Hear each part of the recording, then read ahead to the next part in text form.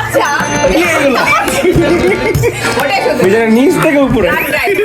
আমরা গিয়েছিলাম শুধু একটা বিয়েতে, কিন্তু শেষে এটা হয়ে গেল ফুল অ্যাডভেঞ্চার ট্রিপ। লোকাল খাবার, ক্রেজি মোমেন্টস আর এমন কিছু ঘটনা যা এক্সপেক্টই করিনি। আসসালামু আলাইকুম সবাইকে, আমি রাব্বি আর আপনারা দেখছেন অতি রাব্বি ব্লগ। তানভীর ভাইয়ের বিয়েতে গিয়েছি ঠিকই, কিন্তু সেটা হয়ে গিয়েছিল একটা ক্রেজি ট্রিপ। কি হয়েছে? আচ্ছা তাহলে বিস্তারিত বলা যাক, চলুন তাহলে শুরু করি। আজকে শুরুটা ঢাকা গাবতলী বাস কাউন্টার থেকেই শুরু করি। আমাদের টোটাল মেম্বার 5 জন এবং সকলেরই ঢাকার ভিন্ন ভিন্ন লোকেশনে থাকা হয়, তাই প্রি প্ল্যান হলো সবাই বাস কাউন্টারে চলে আসব। ও হ্যাঁ, আমাদের এই ট্যুরটা শীতকালের 2025 সালের 25 ডিসেম্বরের। আর যারা জানেন না তাদের জন্য উত্তরাঞ্চলে কিন্তু প্রচন্ড শীত পড়ে, আর জয়পুরহাটও কিন্তু উত্তরাঞ্চলেই পড়েছে। আর আমাদের আজকের এই ডেস্টিনেশন বা গন্তব্য হচ্ছে জয়পুরহাটে।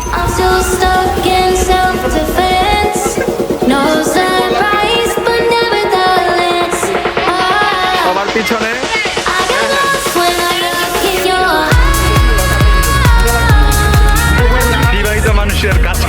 সবাই পুরো প্ল্যান করে আসি, যেহেতু ওইদিকে 2-1 দিন থাকাও হবে। তো আমরা টিকিট কাটি হানিফ বাসে। দুর্ঘটনাবশত আমরা সিট পাই সবার শেষে মানে একেবারেই শেষে। যাই হোক, আমরা সবাই চলে আসি ঠিকঠাক টাইমে, কিন্তু আমি চলে আসি সবার আগে। আমাদের বাস ছিল রাত 12টায়। আমরা আমাদের লাগেজ, এক্সট্রা ব্যাগ বাসের বক্সে ঢুকিয়ে রাখি এবং আমরা বাসে উঠে পড়ি। এবং কিছু হালকা পাতলা বৃষ্টিও পড়তেছিল। বাস ছাড়তে কিছুটা ঢিলে হয় এবং ঢাকা থেকে ছেড়ে আসে এবং প্রচন্ড শীত ছিল তখন। রাত বাজে 3টা। কুয়াশা আমাদের খুব শক্তপোক্ত ভাবে জড়াইয়া ধরে রাখছে। দূরপাল্লার বাসগুলো একটা বিরতি দেয়, এটা আমরা সকলেই জানি। বরাবরের মতো আমাদেরও একটা বিরতি দিল এবং আমাদের জায়গাটার নাম ছিল 16 মিল রায়গঞ্জ সিরাজগঞ্জ। এখানে বেশ সুন্দর ও ইন্টারেস্টিং একটা সময় কাটাই আমরা। একটা জ্যান্ত পাখি রাজ্য আছে এখানে, পুরাই জোস। তো যে কারণে বিরতি দেয় সেগুলো সেরে আমরা কফির খোঁজ লাগাই। কোনো দোকানই পাইলাম না, পরবর্তীতে পেয়ে যাই, কিন্তু সেটা কফি বলে শরবত ধরাই দিছে। অনেক মিষ্টি এবং ঠান্ডা ছিল, মন ভরলো না। কিন্তু সামনে আগাইতেই মনটা খুশি হয়ে গেল। এখানে এমন একটি গাছ আছে যেখানে পুরো গাছগুলো জুড়ে পাখি ছিল এবং গাছের পাতার থেকে পাখির সংখ্যা বেশি ছিল। ছোট ছোট কি পাখি ছিল আমি চিনি না, কিন্তু পাখিগুলো ছোট ছোট কিউট ছিল।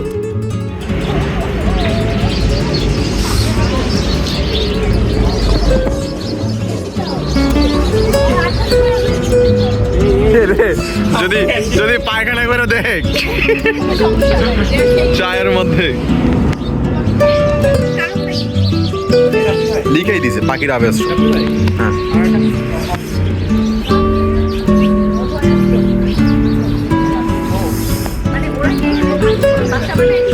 মেবি। ওয়াও,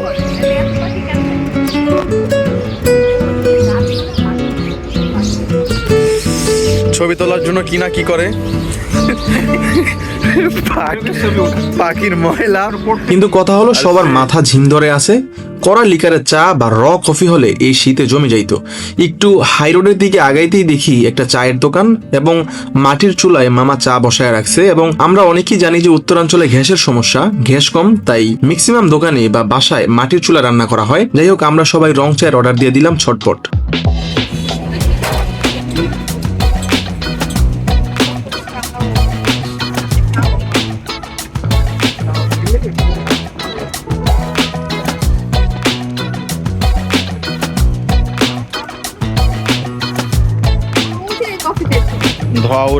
চায়ের পর্ব শেষ করে বাসে উঠে যাই জয়পুরহাটের উদ্দেশ্যে এবং বেশ কিছুক্ষণ জার্নি করে আমরা বগুড়ায় চলে আসি। এবং আমাদের 5 জনের মধ্যে মিজান ছিল বগুড়ার। সে বগুড়ার বিখ্যাত দই খাওয়াবে বলে অফার করলো। গ্রুপের সবাই মোটামুটি খাদক, আর ট্রেডিশনাল খাবারের বেলায় তো আরো আগে না বলা উচিত না। তো বাস বগুড়া স্টেশন রোড সাতমাথায় থামছিল মানুষ নামানোর জন্য। তো এই ফাঁকে আমরাও এক সরা দই নিয়ে নেই। এই পুরো বাটিকে সরা বলে। ভাই বিশ্বাস করেন, এমনি এমনি বগুড়ার দইকে বিখ্যাত বলে না, 10-এ 10। কি যে খাইলাম, দিল খুশ। লাইফের সেরা দই। ওই দিনই ফিল হয়েছে যে না, আমার আম্মুর হাতের দই থেকেও বেশি মজা বগুড়ার দই। এবং এত মজা পাওয়ার কারণে ঢাকা ব্যাক করার সময় আমরা সবাই দই কিনে নিই। শেষে দেখাবো, সাথে দামও বলবো। যাই হোক, দইয়ের পর্ব শেষ করে আমাদের আবার বাসের জার্নি শুরু হয় এবং মোটামুটি সকাল হয়ে যায়।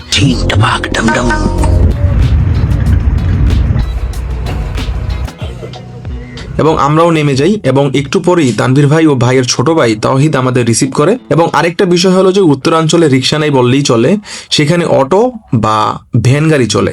আমরাও একটা অটো ভাড়া করে নিই এবং সবাই উঠে পড়ি ভাইয়ার বাসায় যাওয়ার উদ্দেশ্যে।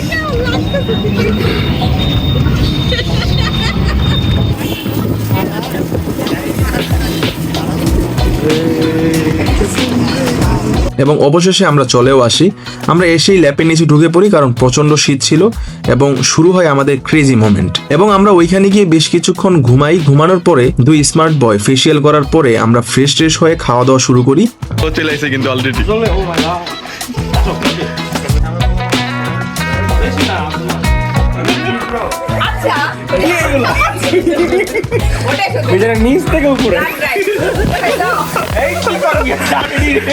দুই জামাই। এবং খাওয়া দাওয়ার মেনুতে উত্তরাঞ্চলের ট্রেডিশনাল একটা খাবার ছিল, তা হলো আলুর ঘাটি। মামির হাতের রান্না অসম্ভব মজা ছিল। আমাদের মেনুতে ছিল মুরগির মাংস, বেগুন ভর্তা। বেগুন ভর্তাটা খুবই মজা ছিল, সাথে আলুর ঘাটি ও মাছ ভুনা ছিল এবং সর্বশেষ একটা পায়েস ছিল। পায়েসটাও অসম্ভব মজার ছিল। আমি নর্মালি দুধ জাতীয় খাবার খুবই কম খাই, কিন্তু তারপরেও আমি এটা খেয়েছিলাম। সবাই এক্সাইটেড এই আলু ঘাটি খাওয়ার জন্য। আর এই তো পুরা ময়ের মধ্যে আলু ঘাটি দিয়ে রাখছে।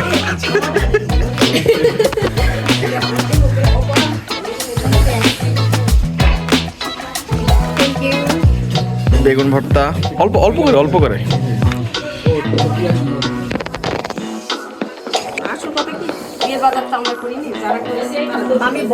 অনেক মজা।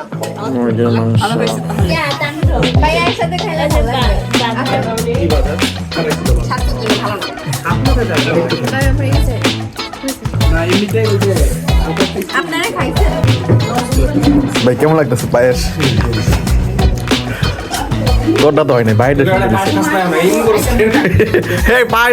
সকালের খাওয়া দাওয়ার পর্ব শেষ করে আমরা বাইরে বের হই এবং আমরা আড্ডা দেই। সত্যি বলতে আমরা ঢাকা থেকে অনেকদিন পরে এরকম একটা লোকেশনে গিয়েছি, নতুন একটা লোকেশন।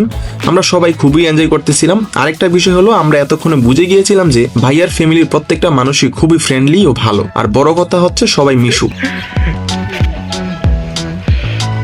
এই যে হাতের চুল নাই, ওখানে মেহেদি দিতেছে। তো আমি কিছুক্ষণ আড্ডা দেওয়ার পরে ভাইয়ার ছোট ভাই তৌহিদের সাথে বাইকে করে শহরে আসি। বিয়ের গেটে দেওয়ার জন্য টাকা লাগবে, তো ব্যাংকের থেকে টাকা নিতে হবে, কিন্তু আমরা চাচ্ছিলাম যে একটু খুচরা টাকা নিব যাতে বান্ডিল আকারে দেওয়া যায়। এবং এই কাজটা শেষ করে আমাদের আরেকটা কাজ হচ্ছে যে একটা ফুলের তোড়া বানাতে হবে হনেওয়ালা বহুর হাতে দেওয়ার জন্য, কারণ প্রথম দিন তো মেয়ের বাড়িতে ছেলেপক্ষ যাবে।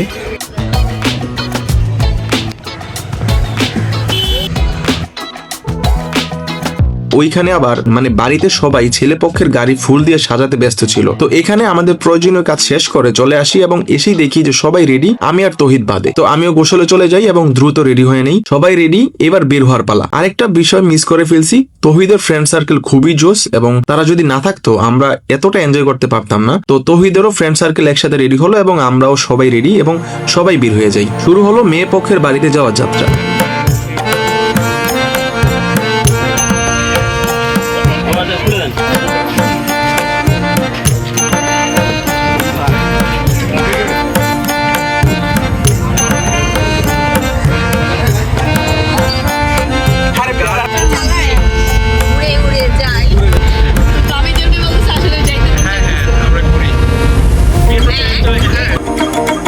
মেয়ে পক্ষের বাসা মূলত শহরে, কিন্তু তাদের ইচ্ছা অনুযায়ী গ্রামে আয়োজন করা হয়েছে।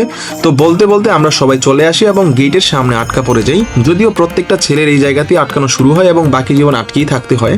Just kidding. এই গেটের সামনে দাঁড়িয়ে যা অভিজ্ঞতা হলো যে দ্বিতীয় বিশ্বযুদ্ধেও হয়তো এত যুদ্ধ করে নাই যে এই জায়গাটাতে যতটা যুদ্ধ করতে হয়েছে।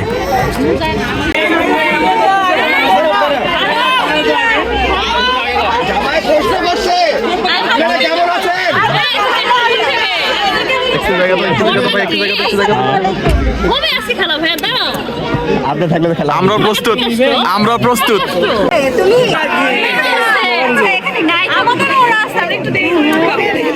জানলা মিষ্টি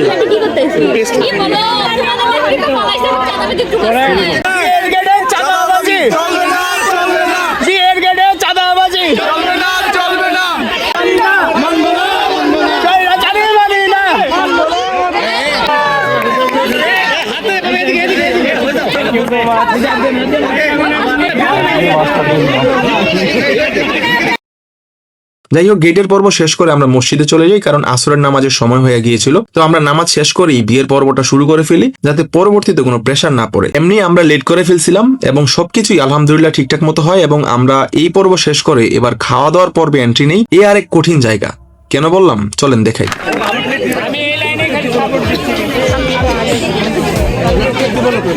হ্যাঁ হ্যাঁ এখানে প্লেট দিব না তো।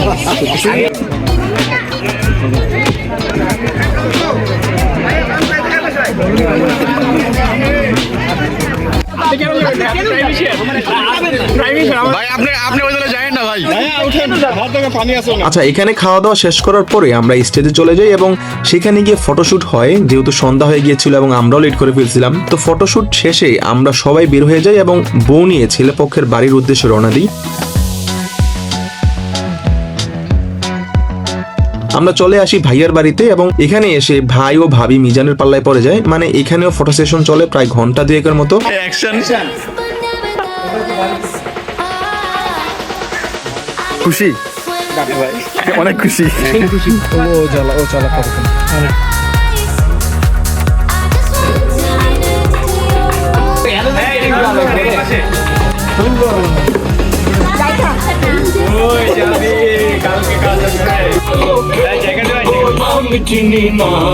এবং ফটো সেশনের পরে আমরা বেশ কিছুক্ষণ আড্ডা দিই এবং উনো খেলি। তারপরে ঘুমের রাজ্যে এন্ট্রি নিতে চলে যাই মামুনির বাসায়, মানে ভাইয়ার মামুনির বাসায়, কারণ রাত শেষ হলেই আমাদের কাজে লেগে পড়তে হবে। This is our second day নাস্তা। নাড়ু, পেঁপে, এটা কি বলে, মুরুলি বলে আমার চাঁদপুরে, খেজুর, সেদ্ধ ডিম, সবজি বা আলুঘাটি, আর হচ্ছে পরোটা। That's it. আর এই হচ্ছে সকাল। না খাইলেই না। আগের কালের পুরনো একটা বাড়ি, চারদিকে রুম, মাঝখানে উঠান, পাখির কিচিরমিচির, ফ্রেশ আবহাওয়া এবং রোদের হাতছানি। গত জার্নি রাতে ঘুমাতে পারি নাই, জোস একটা ঘুম হয়েছে আজকে। আমরা এবার ভাইয়ার বাড়িতে চলে আসছি, এসেই দেখি রান্না বান্না শুরু। অন্যদিকে উঠান সমান করা হচ্ছে, কারণ এখানে খাবার টেবিল বসানো হবে।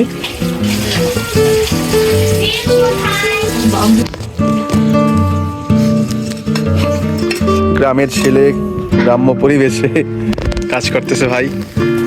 আরে হচ্ছে ঢাকা চাচাতো ভাই গ্রামে আসছে। আমি ভাই গ্রামেরই, বগুড়ার চাল। আলুঘাটির এলাকার লোক। বুকরা। এটা কি হবে আঙ্কেল? রোস্ট। আর এই হচ্ছে রোস্টের মুরগি।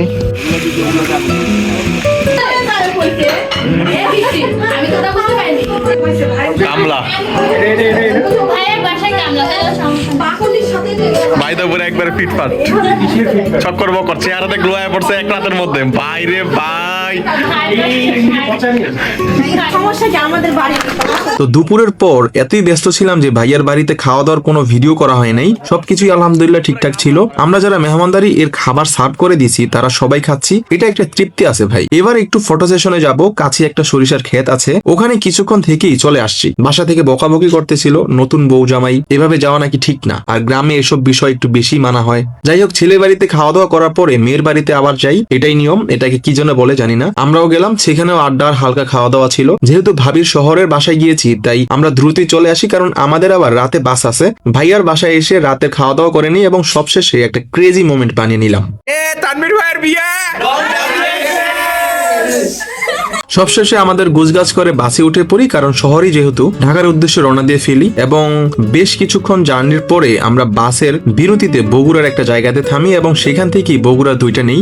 যাই হোক, ওই বিরতির জায়গায় একটা রেস্টুরেন্ট আছে যেখানে ভালো দই পাওয়া যায়। প্রতি সরা নিয়েছিল 250 টাকা। আমরা সবাই কিনে নিই। তবে বগুড়াবাসীর কাছে আবেদন যে সরা বড় দেখা গেলেও নিচে দিয়ে কিন্তু পাতলা, একেবারেই অল্প একটু থাকে, বাট খুবই মজা। বগুড়াবাসীর কাছে আমার আবেদন থাকবে যে এই জিনিসটা চেঞ্জ করা উচিত। যাই হোক, অবশেষে আমরা আবার বাসে উঠি এবং যমুনা সেতু ব্রিজের প্রচন্ড একটা জ্যামে আটকে যাই। তো তারপরই হচ্ছে আমরা ঢাকাতে চলে আসি। তো এই ছিল আমাদের জয়পুরহাটের 3 দিনের সেই অসাধারণ ট্রিপ। একটা বিয়ে কিন্তু আমাদের জন্য হয়ে গেল লাইফ টাইম মেমোরি। বন্ধুত্ব, মজা, খাবার সব মিলিয়ে এই ট্রিপটা কখনো ভোলার মতো না, সিরিয়াসলি। ভিডিওটা ভালো লাগলে লাইক দিতে পারেন, আর এরকম আরো রিয়েল লাইফ ব্লগ দেখতে চাইলে চ্যানেলটা সাবস্ক্রাইব করে পাশেই থাকতে পারেন। আবার দেখা হবে নতুন কোনো অ্যাডভেঞ্চারে। আল্লাহ হাফেজ।